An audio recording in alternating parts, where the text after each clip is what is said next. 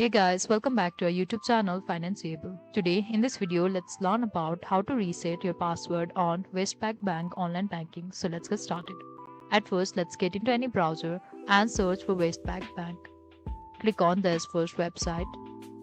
Right corner over here, we can see this sign in option. So let's tap on this.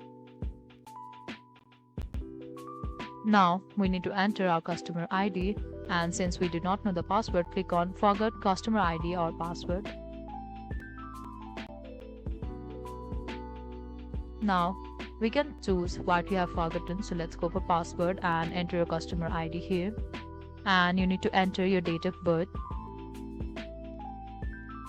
and simply click on next. After which we get a code in our phone number or email, and after which we can finally reset our password. So that is all we can do to reset our password on Westpac Bank Online Banking. I hope you like the video. Please do like and subscribe. Thanks for watching.